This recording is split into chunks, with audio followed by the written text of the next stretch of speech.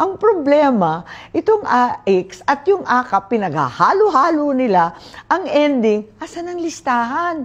Nagtataka ako, tuwing pupunta, abay nagtataka yung mga tao kasi bakit hindi naman binagyo? Wala naman na biktima sa disaster. Biglang magbabagsak ng bilyon-bilyon sa lugar na yon.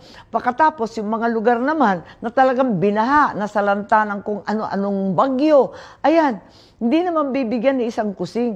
Tama ba yun? Pinopolitika daw. Hindi naman yata tama yun. O eto, may bilyon-bilyon dito, ibagsak natin dito sa lugar na to. Kasi mga kalaban natin yan para matalo. Tama ba yun? Yun ang naririnig ko eh. Kaya ang daing-daing eh. Kung minsan, may mga sakit na kapag ginamot at biglang nawala ang sintomas, akala natin wala na. Akala natin magaling na yung tao. Akala natin napuksa na natin ang sakit. Kaya ihihinto natin yung gamot. Hanggang isang araw, lilitaw ulit ang sakit. Isa na siyang mas malakas na karamdaman at bago pa natin maagapan, huli na ang lahat. Ang sabi ng COMELEC, hihinto na sila sa pagtanggap ng pirma hanggat hindi na ay aayos ang ilang teknikalidad. Anong teknikalidad? Yung mga pirmang naipasa na. Paano? Anong bagong pamantayan ang gagawin nila? Kung aatras at nagbago ang isip ng tao, anong gagawin? At hanggat hindi natin ito naihihimlay, babangon po muli ito upang maging multo. Hindi ako nagagalit sa kanya. Wala namang galit ko, hindi naman personal, wala namang ganon. Wala namang kinalaman sa pamilya, galit na personal. Ang problema, ang nasisira dyan, yung administrasyon, nadala yung pangalan namin. Marcos Administration ang winawasak niya. Yan ang problema. Ngayon, kung sino yung pasimuno dyan, hindi ko na alam. Pero lahat, tinuturo siya. Ano pang gagawin natin sa testimonya ni Mr. Oñate? Hindi naman ako nagsabi nun. Sila nagsabi nun. Yan ang problema. Kung sino nakakasira sa administrasyon na Marcos, siyempre, kailangan iwasto ko. Yun naman ang gusto ko lang mangyari. Ayoko naman makipag-away. Kilala naman ninyo, kung tagal-tagal ko na. Hindi naman ako pala away. Hindi rin ako bastos magsalita. Pero pag inunahan ninyo ako, di rin ako uurong. Yung ibang mga kaibigan natin sa Senado, nagdadalawang isip kung itutuloy natin to. Kayo po dyan sa taas, yung 5,000 na akap, gusto mo ituloy itong programa na to? Sa Senado, ay hindi yata nakakaintindi yata kasi hindi yata sila bumababa masyado eh. Kaya nandito kami. Alam niyo, nakakatuwa yung AKAP dahil biglang sumulpot yan. Wala naman sa NEP, wala naman sa DSWD budget, wala man lang sa wishlist nila. Biglang sumulpot nung nakaraang taon at matapos yun, tinatanong ng lahat, ano ba talaga yung programang yan? Biglang Pebrero, katapusan ng Marso, tsaka lang lumabas yung mga guidelines. Kaya ang sabi nila, minimum wage earners and low income earners. Ang tanong ko, pareho ba yan ng AX? Hindi daw, kasi ito daw minimum wage. At sabi ko, may minimum wage rin na namatayan na tumatanggap ng AX. Hindi ba pareho yan?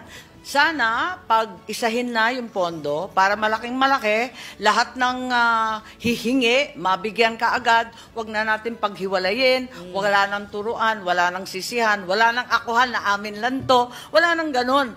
Basta may pondo dyan, handa para sa nangangailangan. Ganun lang kasimple. Confirm that this is you in the picture? Yes. And you also confirm that it's Speaker Romualdez in the picture? Yes. And it is Congressman Saldico in the picture? Yes, yeah. Can you read the caption, please? Yung caption sa ilalim po. Meron kasi Yes, diba? that's true. That's correct. Tama po ba? Tama po. At maliban sa pagkain, klaro na may mga dokumento sa table. Meeting po to, hindi lang party. Anong pinag-usapan? Ang meeting po yan kung paano kami makikipag-coordinate sa mga congressmen. Saan lugar to?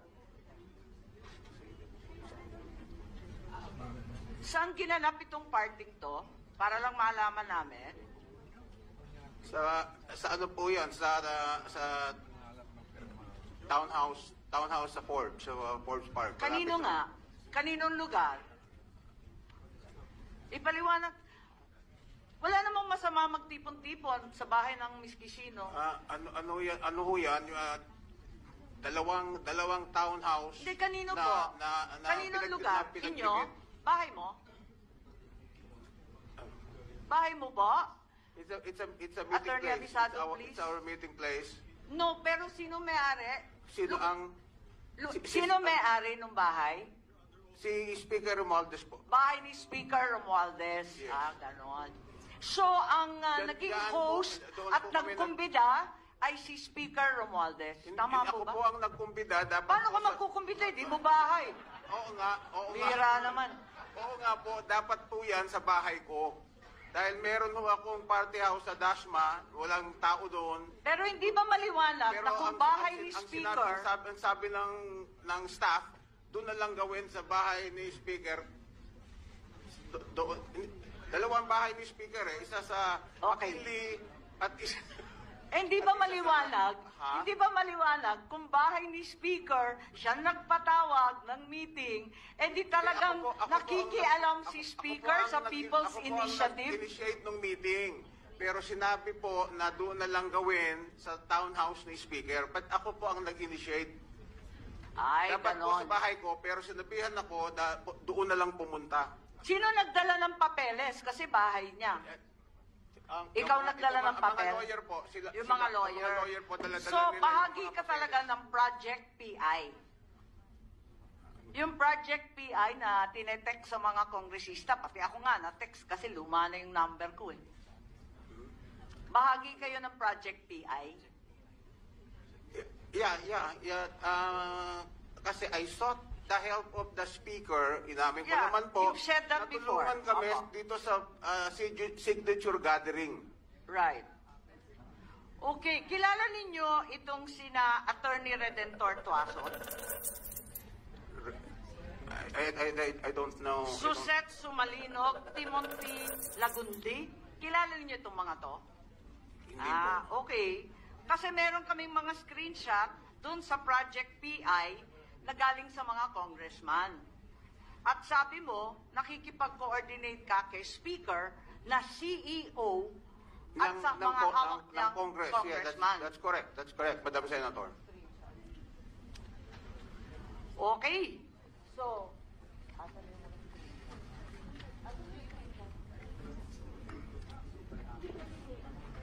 Madam Chair? Madam Chair. Madam Chair? yes po. Yes, Senator Bato, please. Ayan yung mga screenshot. Kasi sabi mo, bahagi ka ng Project PI. Nagtatanong lang ako, baka kilala mo itong mga to. Andito yung mga pangalan. Hindi pala ninyo kilala. Hindi Kasi, ko kilala. anong pagkaintindi mo dyan sa message na yan? Pakibasa lang po.